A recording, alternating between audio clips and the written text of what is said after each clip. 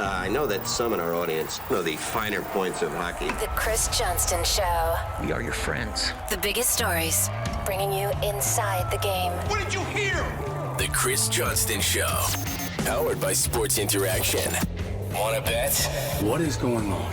Here's Chris with your host, Julian McKenzie. Part of the game. Today's episode is as good as it gets when it comes to being a trade deadline primer. We have, 5 weeks remaining until we reach the deadline? 5, 6, more 5. Is that it? It's 5 weeks Friday.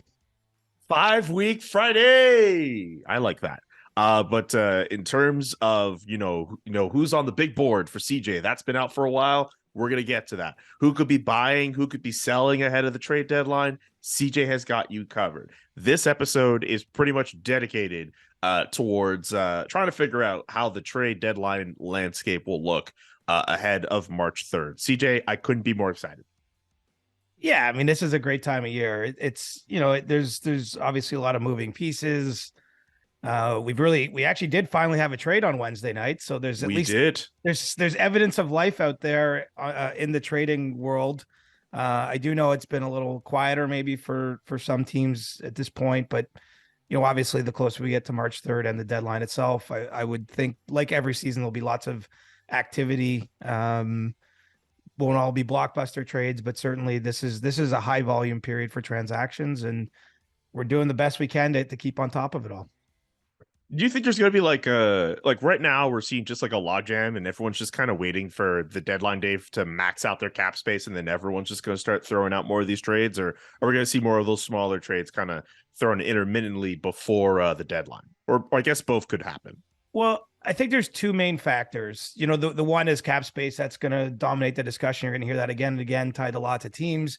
So in some cases, certain teams literally just have to get as close to, say, March 1st, 2nd, or 3rd as they can to put themselves in position to bring on salary.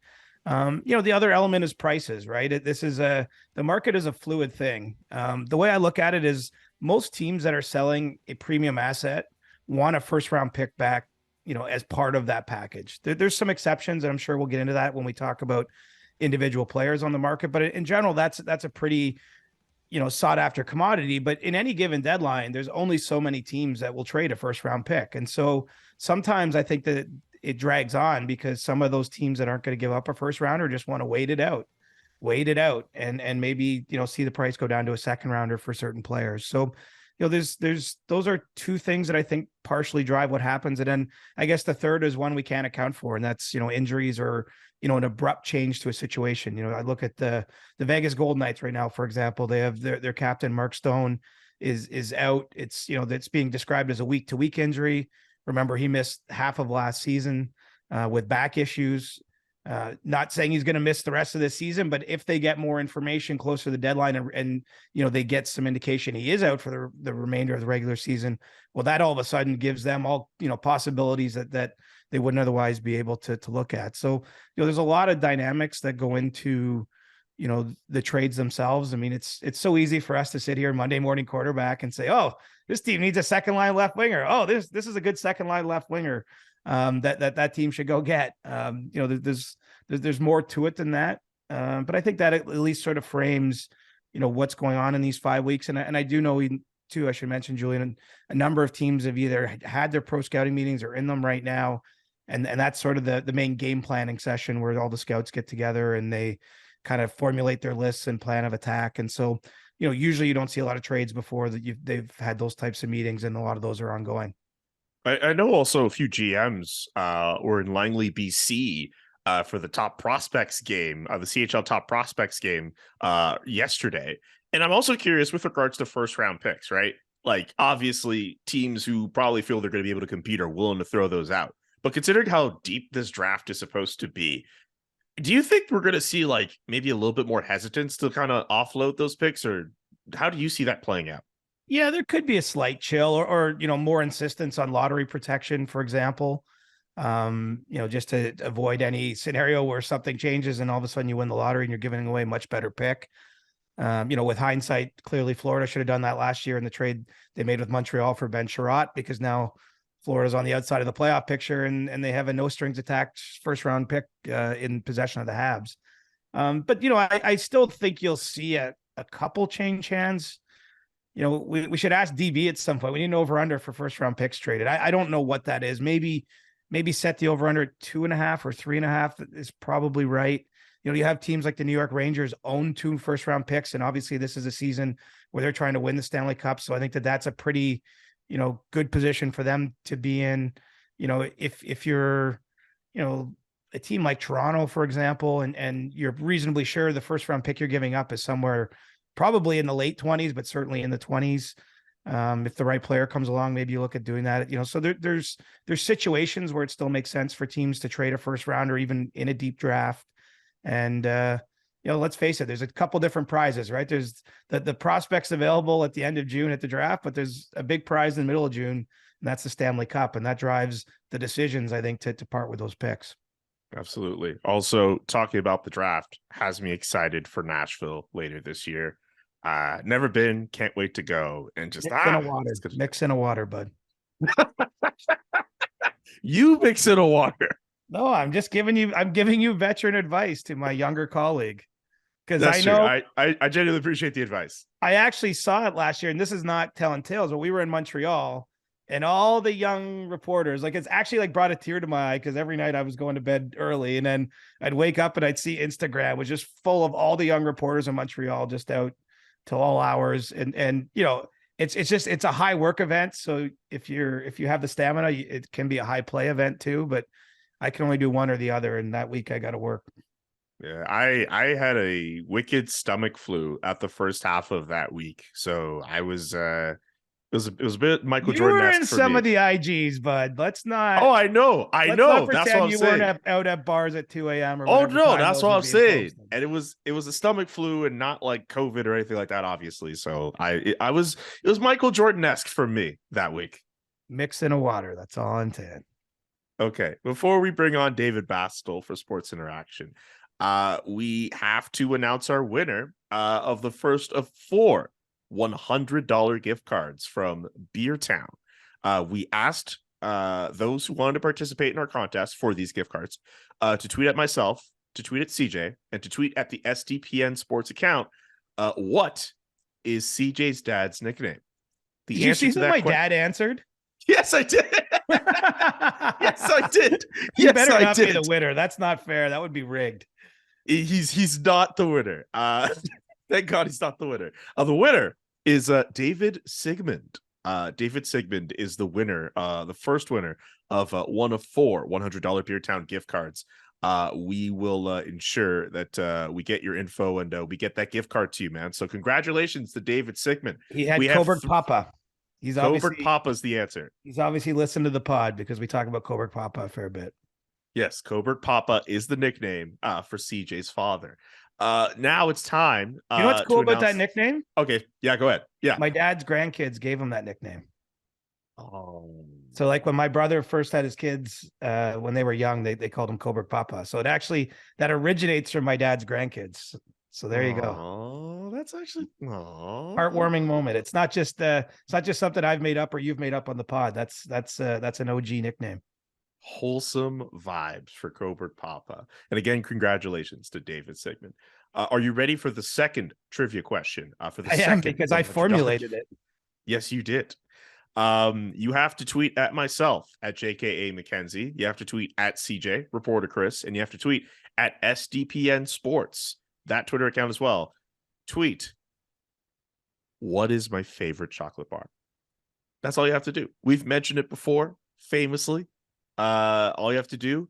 I would have phrased it as, what is the crappy chocolate that Julian likes to eat? But I mean, either way, you get to the same answer, however you frame that question. Okay, all right. Well, I don't know. I feel as if you're going to do that, you're going to get a wide variety of answers as opposed to the actual answer to the question, which you need to be paying attention to in order to, get that answer. If you write crappy, you're going to start mentioning stuff that CJ likes. So I don't know if you want to go into that territory. Well, you got to go back to early to our season 2 to find those conversations, but they stretched over multiple episodes. So yeah, seriously, like the chocolate bar arc of the CJ show is going to go down in history as an iconic moment in the show. I'm glad we moved beyond that period because I was eating chocolate at like 9 a.m. with too much frequency back early in this season. So That's okay. You were still running it off as part of your run streak. that's true, but it's not a good habit to get into. Okay. Well, I'm glad you care so much about your health, CJ. You mix in a water and fewer chocolate bars or whatever chocolate bars you want to eat at 9 a.m. for you. Okay. I care about your well-being. Perfect. All right. Time to bring on David Bastel. Let's do this. You can bet that with David Bastel. Brought to you by Sports Interaction. Get in the action and make a play. 19 plus. Please play responsibly. Welcome to You Can Bet That with David Bastel. Remember to hit up sportsinteraction.com/SDPN for all of your gaming needs. On the rundown for today's edition of You Can Bet That, I noticed there's a really interesting thing you can partake in at Sports Interaction called a Grand Salami. I'm a Turkey Club guy myself, but I'm very intrigued about this sandwich you have for us. I'm on board with you with that as well, Julian, but I usually don't say no to sandwiches, period. Okay, so here's how it works. Sports Interaction. Usually when there's at least 3 or 4 games or more, we'll throw out the Grand Salami prop. Tonight in the NHL schedule, there are 9 games, so the salami is awesome. So what it is this. Total goals of every single game. Wow. So home and away, just add them all up. So the number is 57.5. So are you going over or under 57.5 total goals for the 9 games? And a lot of it, CJ, is simply you kind of look at the matchups. You know, you see that big matchup with Boston and Tampa Bay, and you see Chicago playing. So you think, are they allowing a lot of goals? They're probably not scoring as many goals. And you kind of tinker around with the numbers, give your selections on every single game, add it up. And is that number over or under 57.5 goals? And that's kind of the best way of betting it.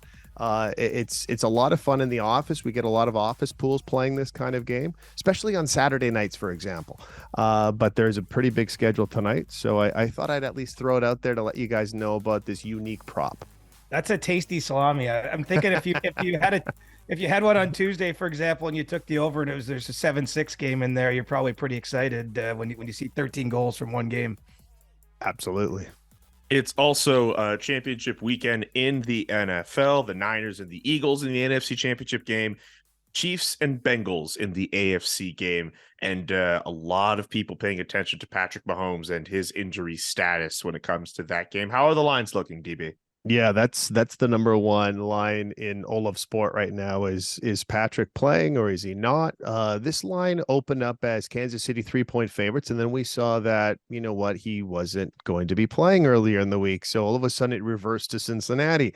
And then in the last 24 hours, Patrick Mahomes has shown up on the football field. So it's crossed over the other way. So currently right now at Sports Interaction, Kansas City 1-point favorites at home to the Cincinnati Bengals, and in the other matchup, which is equally intriguing, but just no injuries to talk about, the Eagles 2.5-point favorites at home to the 49ers. Do we have any feels here, CJ, going into conference final weekend? I'm pulling my hair out. I'm in a spread pool with the other hockey writers from around North America, and I want to take their money. Yeah, it's I mean, it's great. We have 2 great games, right? When the spreads are that narrow, it tells us that it's pretty close. And I also hate the Eagles, being a Cowboys fan. So I'm all over the board. I don't know if I believe in Purdy enough to say he goes on the road and wins. I mean, I'm twisted in a pretzel just trying to figure this one out. Yeah, it's a tough one. Don't forget to check out sportsinteraction.com/SDPN for all the best odds before game, in game, and the best props. sportsinteraction.com/SDPN. Enjoy championship weekend. We'll see you on Monday. Thanks, fellas. For this part of the show, it's time to talk about who's buying, who's selling, and who's just chilling on the fence, just waiting to figure out what they're going to do ahead of the trade deadline. You put together a lot of work for these buyers and sellers lists, which you can read on the northstarbets.ca website, Siege. A lot of work got put into this. Oh, man. I think it's somewhere around 5,000 words it topped out at. It actually started... It started as one piece. I mean, because basically it was separating the teams into categories and then analyzing each situation.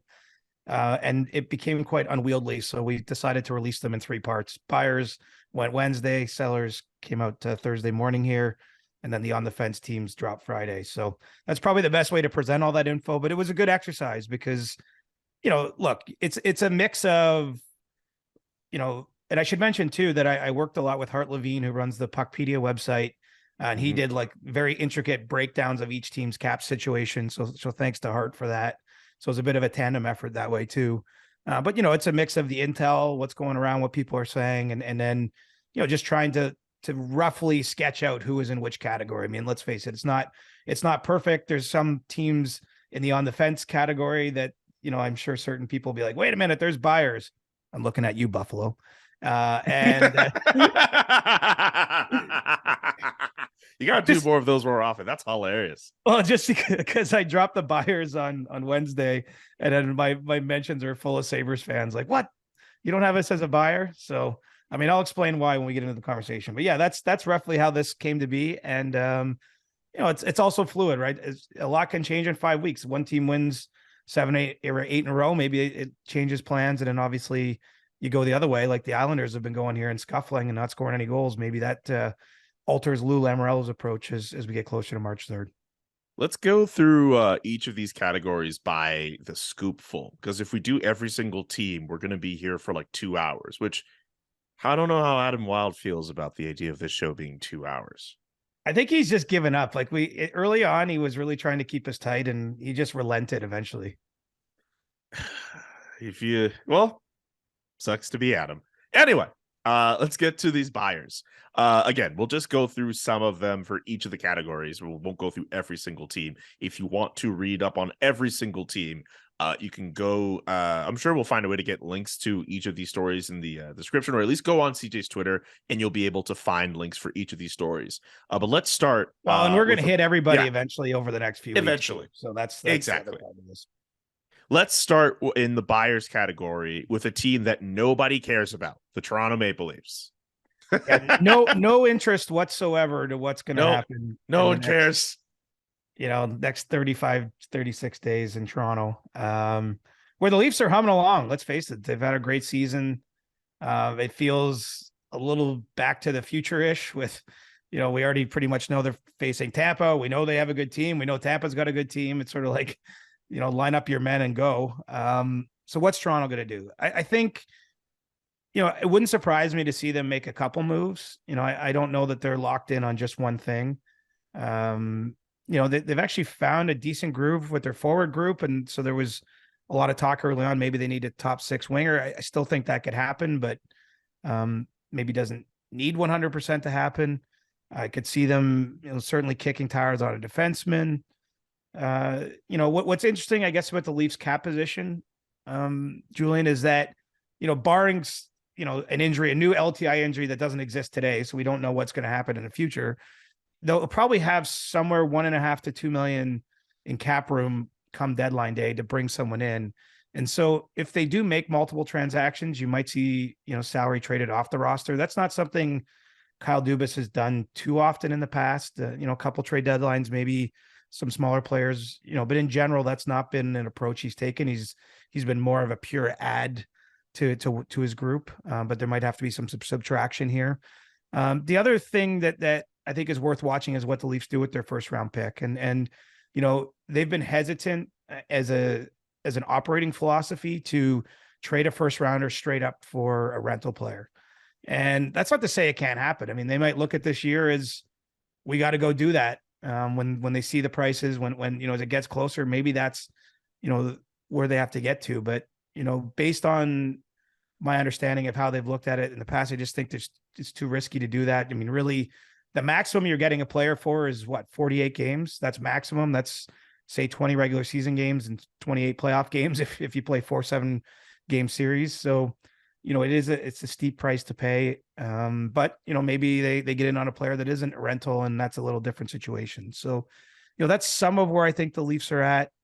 I think they feel pretty good about their goaltending. That might be something we wouldn't have guessed entering the season, but, Ilya Samsonov has been good. Matt Murray's played more sparingly lately, but he's fared pretty well, all things considered, over the season. And they also have a couple guys cooking in the American Hockey League. So, I would say look for the biggest impact move likely to be a forward, but don't be surprised if we're talking about multiple trades by the time we get to 3:01 p.m. Eastern time in the city of Toronto on March 3rd.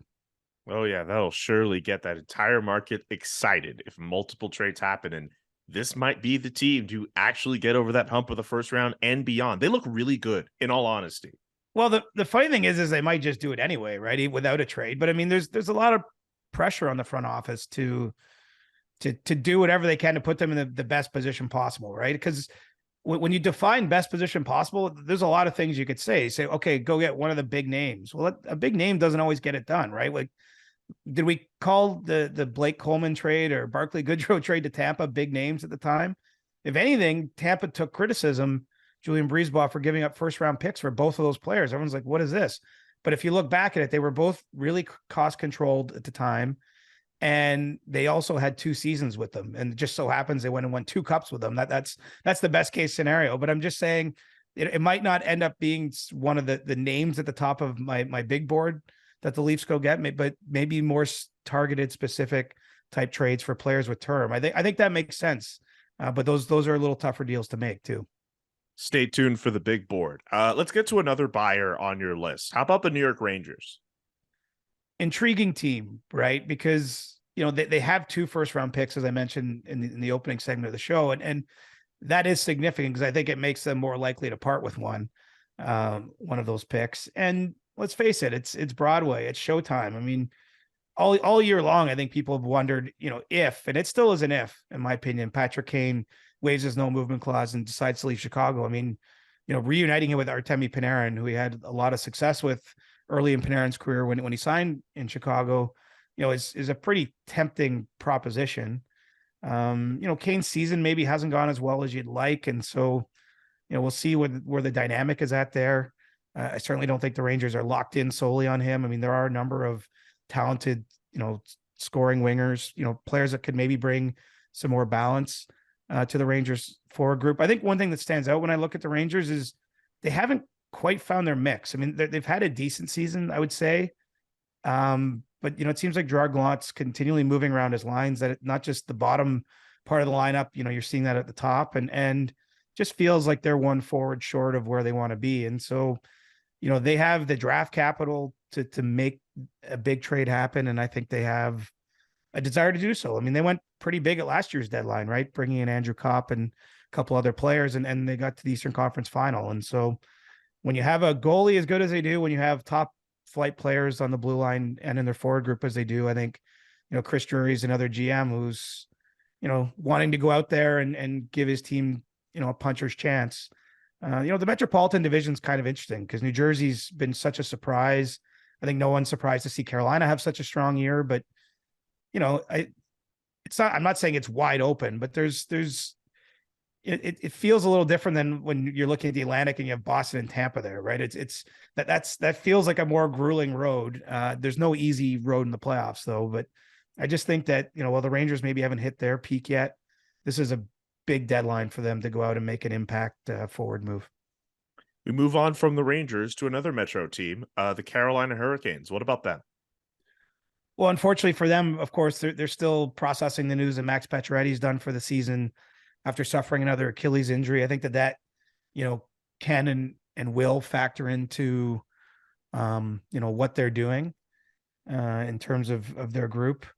You know, Carolina's just such a smart team, right? And, you know, they don't make traditional type of trades. And I say that as a compliment because I think that they have a creative front office, and, you know, they just rarely make what you would call a mistake from the outside. You know, I think Timo Meier, I know Pierre LeBrun linked them to Timo Meier in a piece this week where he spoke to Don Waddell, the Hurricanes GM. I think that makes some sense. You know, what remains to be seen about Meier, and I guess we'll blend the big board and this because it's all linked together. You know, I have him number 2 on my big board behind Bo Horvat at number 1. And, you know, what's interesting about Meier's case in particular is he's a restricted free agent. He's not a pure rental, but you'd have to extend him a qualifying offer of $10 million for next season to retain his rights for next year, which is, you know, a big chunk to swallow. I mean, we can argue if he's worth it or not. I don't think he's necessarily that far off that kind of player, but it remains to be seen if the Sharks will give teams that are serious about Meier the chance to talk to his agent, Claude Lemieux, to negotiate an extension as part of that deal. I think Carolina, if we're cooking this up, I could see them and it's still an if, but if they get a chance to talk, if he's interested in signing there, if they can make a deal that makes sense, I think that trade becomes very possible. Now, of course, there's other teams thinking the same thing about Timo Meier because, a lot of the other top forwards, whether it's Patrick Kane, Ryan O'Reilly, Jonathan Taves, Vladimir Tarasenko, Sean Monahan, even. I mean, most of the forwards that we'll probably see moved or discussed as possible targets during this deadline, they're all rentals. So Meier's a unique case. And so I look at him as a possibility for Carolina. Another thing to mention too is I could see them making an ad on their blue line. I mean, most teams gearing up for a possible long playoff run feel like you can always use one more defenseman because you usually need to play 8 or 9 to play 4 rounds, in the Stanley Cup playoffs. So I think that they're going to be quite an active team, more active after the Pacioretty injury because, they had viewed him as their deadline acquisition in a sense because he was not coming back until this portion of the season. But unfortunately, he had a setback and now they've got to pivot. Yeah, sucks to hear for Max Pacioretty. I mentioned some Eastern Conference teams in the buyers. I gotta mention at least one Western Conference team.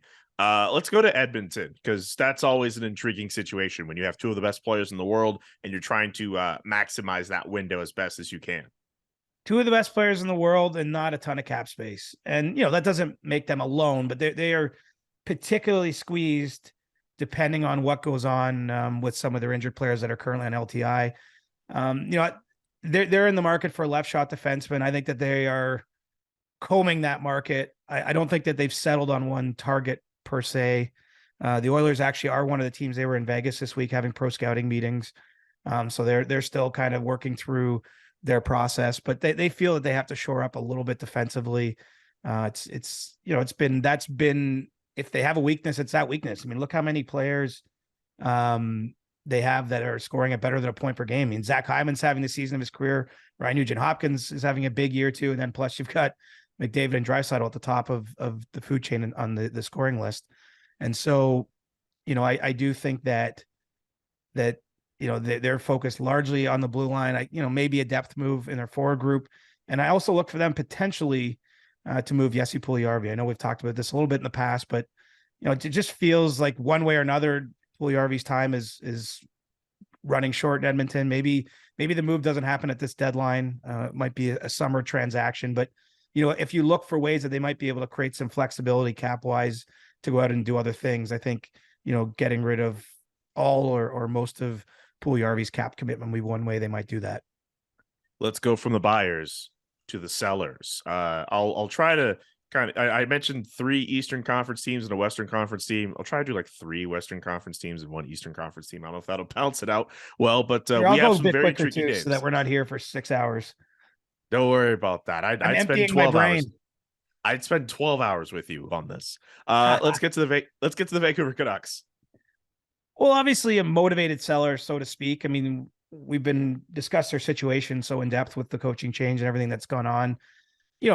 Figuring out what they do with Bo Horvat is first and foremost here. I mean, there's still a world where they try to re-sign him, I believe, before the deadline. But the writing's kind of on the wall, and Jim Rutherford's acknowledged that publicly that Bo Horvat's having such a big season, on the precipice of setting a new career best in goals already, even with 35 games to play or whatever's left in the year. And so, once they figure out how that's going to go, I think that it will set the course for everything else. But, Horvat's someone who certainly has interest from other teams. We've even heard, some more off the board teams like Seattle, for example, having some interest in Horvat. I could see Carolina being a fit potentially for Horvat, depending what the price is. And again, is he maybe signing an extension there? Does his agent, Pat Morris, get that kind of permission? As of yet, he doesn't have permission to speak to other teams, but, that could change in the weeks ahead. Beyond that, Vancouver has Luke Shen, who I think will be, he's the perfect deadline acquisition, frankly. I mean, he's still shouldering a pretty big load in the league at his age. Like, just, you couldn't have a more top tier guy. He has a $850,000 cap hit, which means basically every team, even those with cap trouble, could easily find room for him. And the acquisition costs won't be huge here, even for all the positives in Luke Shen's situation. I think that will be a fairly easy deal for them to make. And I would expect one of the top contenders to go out and trade for Schenn. What's interesting is the Andrei Kuzmenko story is kind of evolving. I think if Vancouver was of the mind to trade him, he'd be a pretty intriguing piece. Remember, this is a player that signed out of the KHL last summer. He had huge interest back then. More than 20 teams were knocking at his door, at least, wanting to know if they could get in on this. He's a pending unrestricted free agent because of his age, and he's almost a point per game player in his first NHL season, really benefiting playing from Elias Pettersson, I think this year, but has offensive ability. The latest information at this time is that the Canucks are actually negotiating with his agent, Dan Milstein, on an extension. So, assuming they get that across the finish line, he won't be someone they're selling, but, he could be someone that could change if they don't get to an extension. So I think the Canucks, would love to trade some of their other players, but they've been trying to do that for a year. And a lot of them have big cap hits attached to them, and it's just not feasible. But they have some pretty big pieces to move, especially if Horvat hits the market. Let's try Chicago. Well, they're selling everything that isn't nailed down, right? I mean, this has been the plan. If you look at what Kyle Davidson, their GM, has already amassed in terms of draft pick capital for this year, he's sitting pretty good. This is a huge draft for Chicago and their scouts. I mean, obviously they're hoping to win the number one overall pick and get Connor Bedard, but even if they don't, they have a number of lottery tickets here that they're hoping to cash in on. Taves and Kane are the most important questions. Those players have full control over the situation with no movement clauses. Don't believe they've made any decisions at this time. So that's still kind of a fluid thing, what happens there. But they have a number of other players. I mean, they have Max Domi, who's on an affordable contract, actually having pretty nice season. He carries a $3 million cap hit. That's cheaper than a lot of the other forwards we're talking about. So with the cap squeeze on, I could see him being moved. Andreas Athanasiou's in a similar spot with them, a forward that's been around the league a long time. I should mention Sam Lafferty as another example. He's a player that, again, if a team traded for him and you saw the headline, and if you're not following the entire league closely, you might say who, but I think that he's garnered a fair amount of interest just because he's on a very controlled contract and can provide, some good bottom 6 minutes and bring some flexibility to some contenders who are looking for very, very specific ads. And then Jake McCabe is probably the biggest name among their defensemen. They also have Jack Johnson and Jared Tenorti on expiring deals, but Jake McCabe is not on an expiring deal, still has some tenure on his contract. And he's been, I think, one of the bright spots of their team. If you look at what happens when he's on the ice, is the Blackhawks actually hold their own. When he's not on the ice, they are getting pounded. And so, it's probably more nuanced than that, but clearly good things are happening on a bad team when Jake McCabe is out there. And I think because there's some control there with an additional year and his contract isn't too onerous, some of the contenders are sniffed around him. He does have a 7-team no trade clause. So I know Frank Cervalli reported this week that the Leafs were interested. I think Edmonton has had some interest in him. I'm sure others as well, but he does have a certain amount of control because of that no trade clause. You really weren't kidding when you said you were emptying your brain. Wow. If you write 5,000 words on this stuff in about a 2-day window, it's all fresh, put it that way.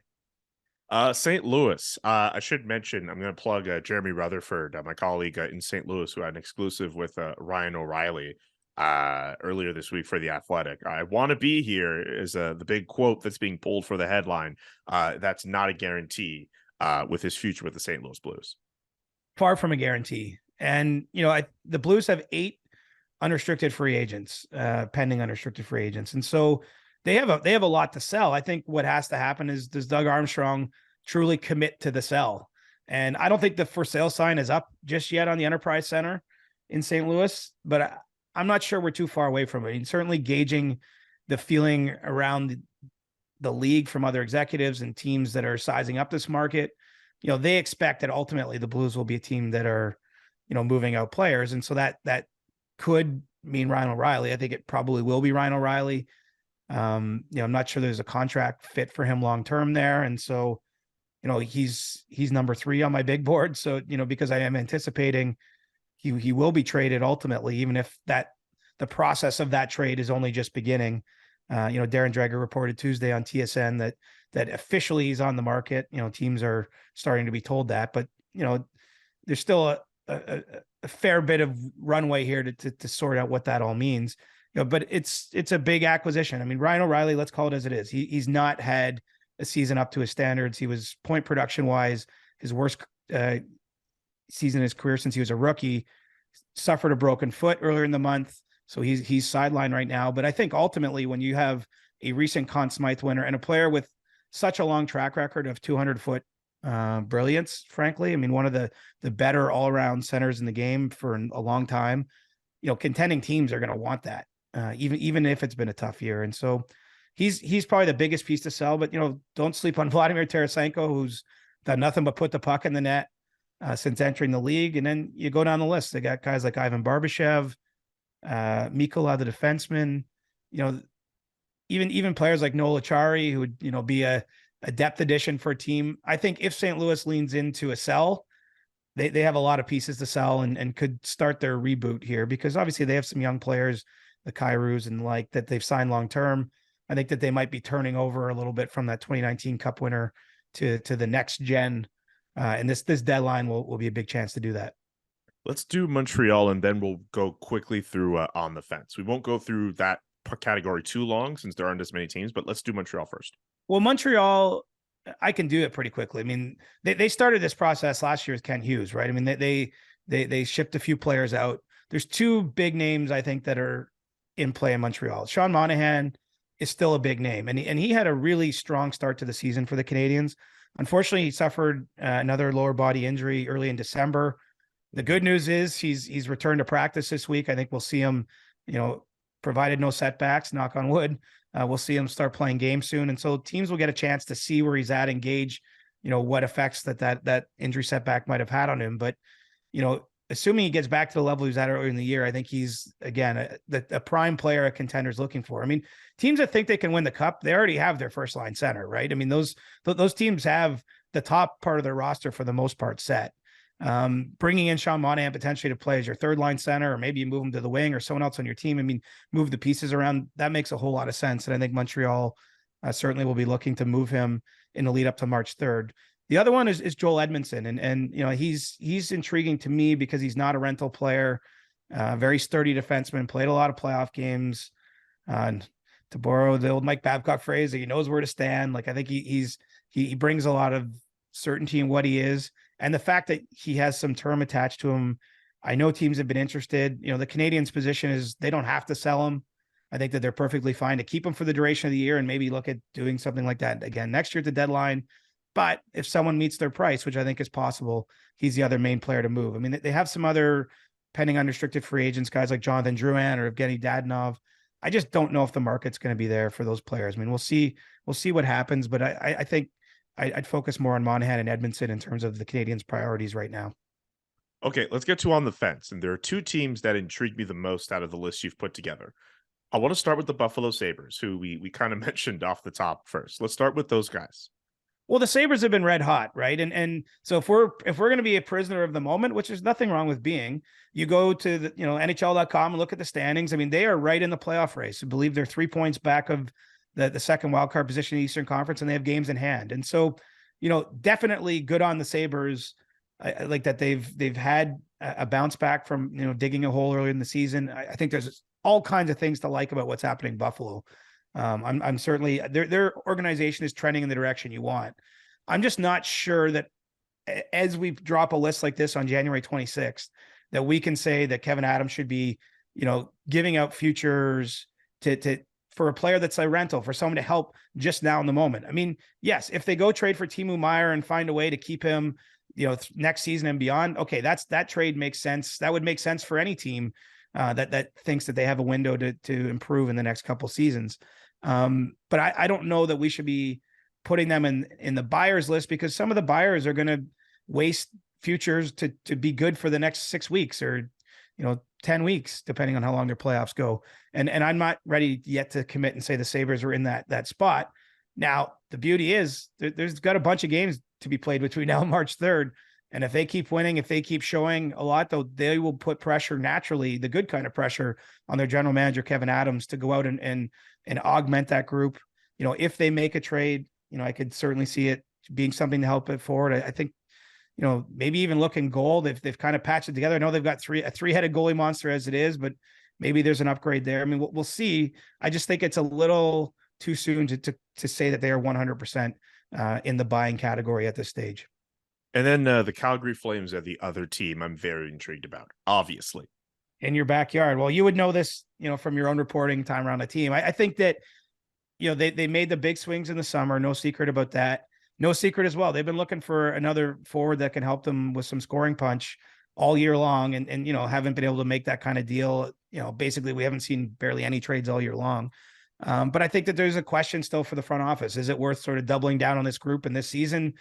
Is it worth giving up draft picks or prospects or whatever it might take to bring in players to help in the short term, or is it maybe best to just kind of punt, for lack of a better word, on the year? And I have them in the on the fence category because I think ultimately I'm leaning towards them still being a buyer, but they're right in the thick of the playoff race. They could even fall out of it by March 3rd. Maybe they win 6 in a row and they're more comfortably in. I think that, Brad Treliving and his staff are open to letting the players kind of dictate this, or the performance of the team dictate, how aggressively they go and in which direction they go. I mean, I don't reasonably see them becoming a big seller either way, but I think the question is, to what degree do they want to buy come March 3rd? And we're going to have to see where they're at in a few weeks' time before, having a clear view into that. I should mention 2 really quick teams too, Julian, from the on the fence that some fans might wonder about: Seattle Kraken and New Jersey Devils. I can actually lump them together because they're 2 teams that are both outperforming most expectations, right? And they've had fantastic years. I mean, Kraken have hung around the top of the Pacific Division. The Devils have been at or right near the top in the Metro all season long. Both teams, I think, have to consider everything, because you're having this kind of year and it just makes sense. I mean, make the phone calls if you're Ron Francis, make the phone calls if you're Tom Fitzgerald, see what might be out there. But I just don't see either as being pressured where they have to go make a big splash, because, in the case of the Devils, they have 2 centermen in Nico Hischier and Jack Hughes that are cost controlled for a long period of time. Both are great players. I think that the Devils have the frame of something special, and, you just got to be careful about how impulsive you got to be in the moment. Right. And so, I think that they and the Kraken are in the same way. I mean, the Kraken, this has been probably the deepest forward group maybe in the league. They don't have a superstar per se, but if you look at their line by line by line, they're getting production right through their lineup. The Devils have been too, actually, for that matter. So there's going to be an impulse, I think, for both to make a move, but I put them as on the fence, because if they don't, I don't know if they don't make a big move, especially, I don't think it's a have to put all the chips on the table type of season in either scenario. All right. I should also mention with Calgary, I think if they find themselves in a position where they're buying and they have enough cap space to do it, don't be surprised if they go for a defenseman as well. I get that sentiment from them too, and also had a conversation with Brad Treliving about that the other day. And hopefully by next week, you'll be able to read everything like I got him to say in a Q&A I'll be publishing in The Athletic. So that's what we call a tease. CJ. I like that. Well, you gotta pump your own tires too. We like shouting out all the other writers doing good work around the league, but you can pat yourself on the back too, my friend. Hey man, look, we work too hard in this game to not pat ourselves on the back sometimes. Anyway, the top 5. Let's go through a top 5 list of some of the names you have on the big board. And if you've been paying attention, we've kind of gone through some of those names already. We don't necessarily need to go through every single player in detail like we've done before. Like, I mean, Timo Meier, we've kind of spoken about already. Right. So what is the order? Was it Horvat at 1? Yes. Bo Horvat at 1, Timo 2. Meier at 2. Number 3 is Ryan O'Reilly. Number 4 is Jacob Chychrun. And number 5 is Patrick Kane. Jacob Chychrun is probably the name we mentioned the least. And even Horvat, we could touch on a little bit more if you want. But those are 2 of the names that stand out as names we didn't discuss nearly as much as Kane, O'Reilly, and Meier. Well, put it this way. I believe that big board dropped maybe 10 days ago, and I'm doing a new one for next week. So here's the tease. If I was dropping a new big board right now, I'd have Chychrun not in the top 5. I think, it's not to say he won't be traded. It's just, this just goes on and on and on, and no one's meeting that price. He's having such a great year. Like, I think he's held up his end of the bargain. I can understand completely. This is not a criticism of Bill Armstrong. He's looking at it like, I got a player who's playing great. He's 24 years old, plays a premium position, is very cost controlled in terms of his contract. You got to pay a premium if you want that. And no one has stepped up to do it. So I would probably today drop him a little bit lower. Yeah, I think we've really hit on everyone there. And let's face it, maybe when I drop the new board at North Star Bets, we can get a little more deep into these guys. Absolutely. But in the meantime, check northstarbets.ca to check out all of CJ's content. You'll find the buyers list, sellers list. On the Fence drops tomorrow on Friday. And again, we will have some kind of he'll have some kind of update on the big board coming in the next few days. Think you know what way it's going to go?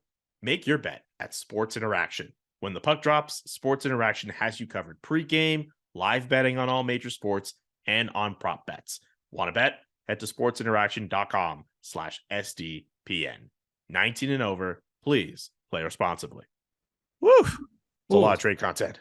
I know my brain's like this short circuiting. It's like, do you have enough juice for a stick tap before we leave? I do. A pretty easy one for me, actually. Okay, go off. You go first.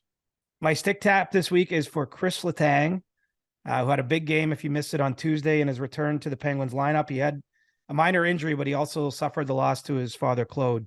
During this period, he talked after that game about how emotional it was for him. He had a 4-point night, scored the overtime winner against Florida. And I can only imagine how difficult for that is. Anyone who has lost a parent, for him to get back to work, I'm sure in a way it's good to get in a routine and the solace of it, but to keep his mind where it had to be, must have been a difficult situation. It just so happens Tuesday was the anniversary of my own mother's death, Linda.